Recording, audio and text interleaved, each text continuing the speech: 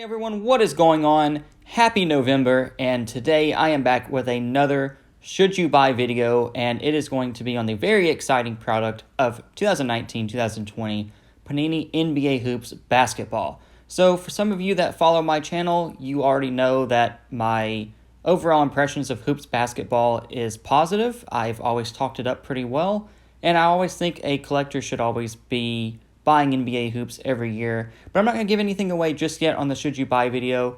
With the Zion era here, it's a totally different ball game this year. But we can get into that discussion a little later in the video. I actually want to get into more of the details of the Panini Hoops product from this year. So we start out with a 300 card base set, and the last 20 cards of that base set will be your Hoops tribute cards, which are legendary and even active players in really cool uniforms. So it's good to see a pretty expansive base set.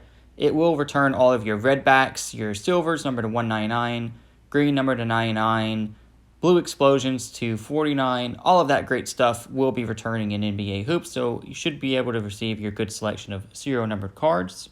But as you can see, on the left-hand corner is your basic base card, and then your Hoops tribute card is right there in the middle of Charles Barkley. And what's new this year is the signatures over there on the right. That card is an on-card autograph. You will be able to find on-card autographs in the boxes. Those are actually called art signatures, and I'm actually really impressed by the way that autographs are done and the way the cards were done with that. So hats off to you, Panini. On the left here, you do have the hot signature autographs making a return. I like these a lot because I feel like they capture the action a little bit more. As you can see, it's Allen Iverson actually shooting the ball.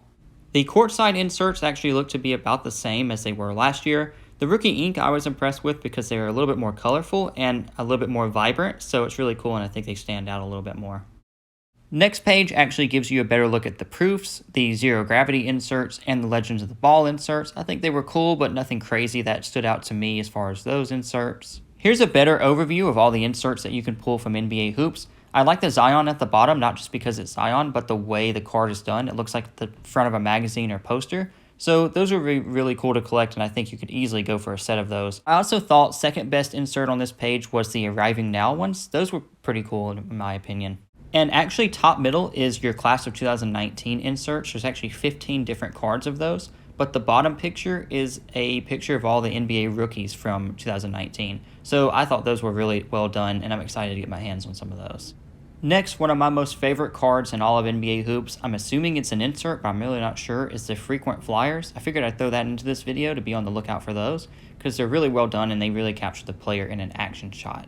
Also, the memorabilia cards, I'm really not sure about yet. I mean, they're cool, they're vibrant, very colorful, but I will have to see them in person before I can really make a bigger assumption on these.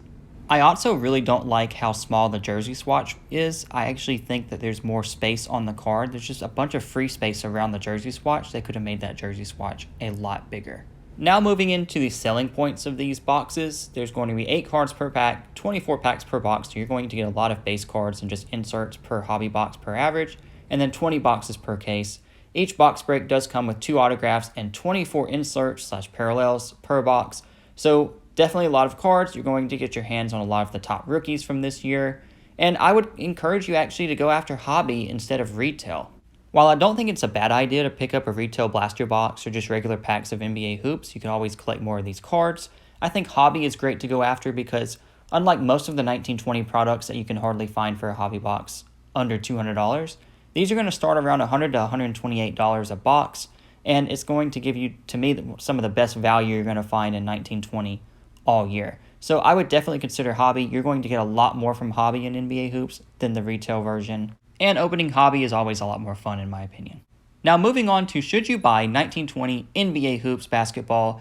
And if you follow my channel, and as I mentioned earlier in my video, that you know I'm a huge fan of NBA Hoops Basketball, I encourage everyone every year to go out and buy some type of NBA Hoops Basketball from that year, whether it be from retail or hobby. And my answer is obviously yes, you should buy. It's one of the cheaper products you're going to find all year. You can still get your autographs and inserts. You can get your base cards from it. And who would not want to buy NBA Hoops? It's pretty much a collector's must-have each year from NBA Hoops. I would encourage the hobby boxes, but retail will also do as far as pulling retail exclusives and rookies. So I hope this video helped you see why NBA Hoops is such a great buy for the price. And if you have any comments, be sure to leave them in the comment section down below. Let me know what you think about NBA Hoops and the points that I made as far as the overall card design. And I will see you guys in the next video. Thanks for watching.